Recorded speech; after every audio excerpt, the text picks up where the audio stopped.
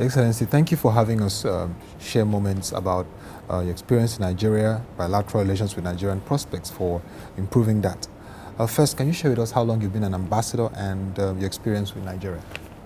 Thank you. I've been ambassador to the Federal Republic of Nigeria for about 14 months. But since 2011, I have worked on Ireland's relationship and a new relationship with Africa from our Africa strategy. And part of the Africa strategy, which was about developing mutual trade, using economic development as a way to boost relationships between two countries. And what that means for Nigeria is more competition in the market, which drives the prices down, which makes prices more affordable to poor people, which stimulates development. So the situation for too long in Nigeria has been high risk, high margins, and a small number of companies have benefited and made a lot of money. If more companies come into the market, they will bring those prices down. More people will benefit. Imports will not be just for the richest and the growing middle class, but we would like to see products coming into the market that can reach the poor. And we have an example already in Lagos where an Irish company had invested in Nutricima, and they were reconstituting milk powder from Ireland into dairy products that were then produced and sold at latent heat and available throughout the country. These were nutritious drinks that were competing with sugary carbonated drinks, and we were exporting something from Ireland that was having a nutritional benefit on poor people in Nigeria. Well, that's really interesting when you look at it. And now you have a trade mission here, Enterprise Ireland, other networks, government and business team coming to see how they can explore more investment into Nigeria. But can you tell us so far how strategic is this particular mission? This mission is a very important mission. It was originally scheduled in 2014, and we were anticipating 16 companies. It was postponed because of the Ebola outbreak, when nobody was able to visit Lagos in particular. And I think at this stage I want to compliment very sincerely the government of Nigeria, the state government of Lagos, and the health workers that saved us all by curbing and controlling the Ebola outbreak that came in Lagos. That was not just a service to Lagos or just a service to Nigeria, but that was a service to the whole world. Because I think if Ebola had run loose in Lagos, it would still be here. And in a sense, the world took Nigeria seriously, because a few things happened around Ebola. You controlled it here like no other country did, and nobody believed Nigeria could do it. The private sector in Nigeria, through Aliko Dangote, Antonio Melo, they made contributions towards the effort to curb Ebola in Africa. This was Africans helping Africans, and in a very high profile way. And Nigerians started to ask, why should other people come to help us?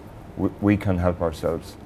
And I think these things had huge political influence around the world.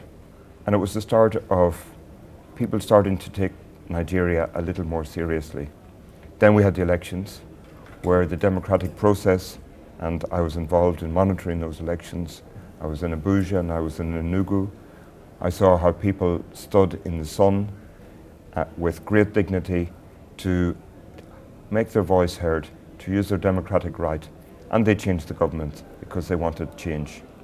Now I believe with President Buhari that we have a government that is serious about changing things in the country. Yesterday, when my minister visited from Ireland, we met Minister Amici, Minister of Transport, and we met the Minister of Agriculture and Rural Development. And both meetings are with people who want to move Nigeria forward. And Nigeria is on the rise, and Ireland wants to be part of that. Oh, very interesting to hear that Nigeria is on the rise from you, because that statement would definitely bolster more confidence. Now, what are those sectors you're looking at in terms of investing in to boost in the Nigerian economy? Well, I mean, as our minister said earlier, Ireland went through a very bad economic time for about 6 or 7 years because we over-relied on the construction sector. And Nigeria is now going through a difficult time because you've over-relied on oil and gas. But our construction sector is never going to come back to the same level. I believe there's an assumption with many people in Nigeria that let's wait a year or two and oil will go back up to $160 and we will be back to the same old days. I don't think we can take that risk.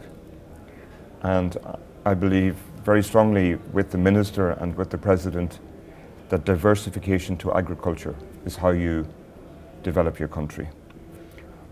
Agriculture has been neglected since the discovery of oil, and nobody argues with that.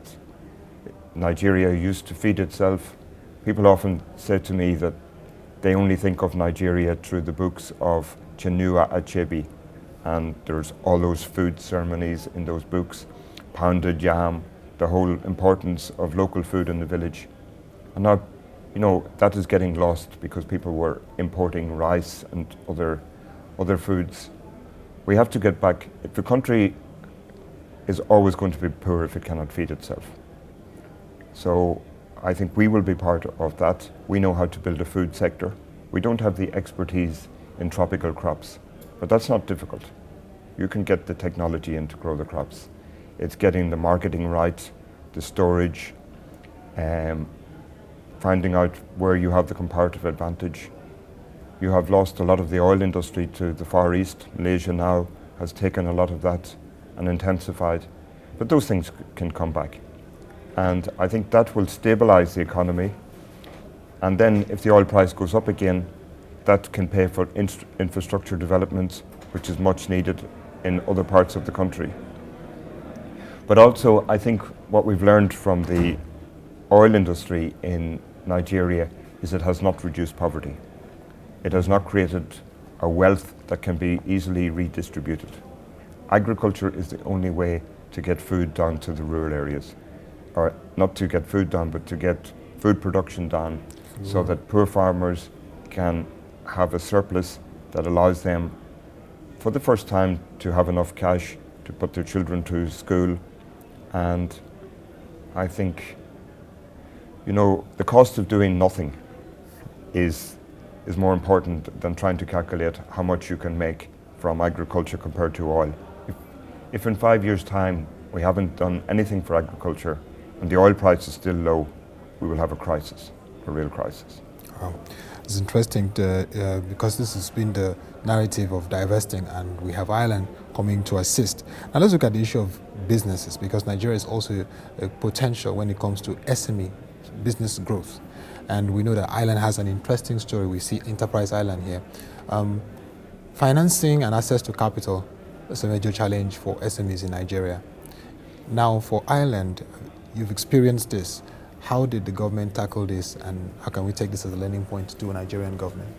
Yeah, I think this is a key question, because without finance you cannot grow your SMEs in particular.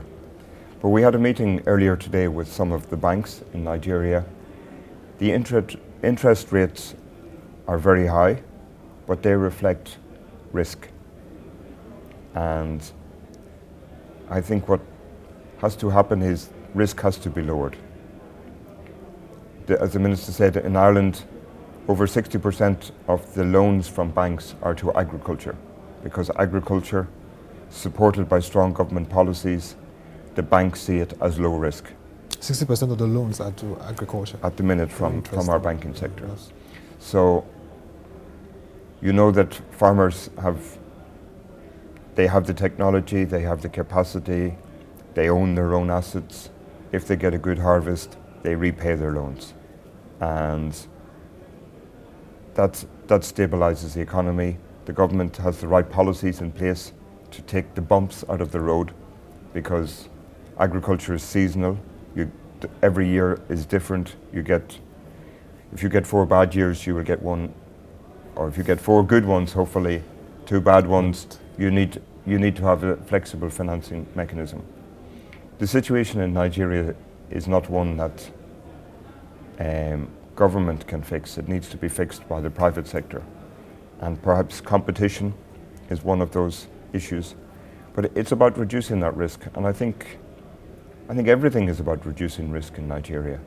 Even the perception from outside of Nigeria has to change, and I think President Buhari, with his strong grip on corruption, is changing the perception, where I think investors are starting to look at Nigeria as a place where it is safer to work. And if I go back to the point about the trade mission from 2014 being postponed, that was for 16 companies. We have 42 companies this now week. coming yes. to So engage. they have made the decision that the risk has lowered.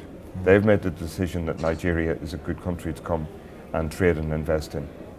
And they don't receive any special incentive to do that. They see the market as here. They see the potential, they see the market here. The potential is huge here. Yeah. Now, you've been an ambassador in Nigeria. How would you describe Nigerians generally, experience so far? Well, I know a lot of Nigerians in Ireland. We have about 40,000. Some of them are now Irish citizens, so it's not easy to get an exact number. Yeah. But I have many Nigerian friends. And I often say that because of the missionaries, you have the same teachers as we have. People who have taught Nigerians have also taught Irish people. And that makes us brothers and sisters together.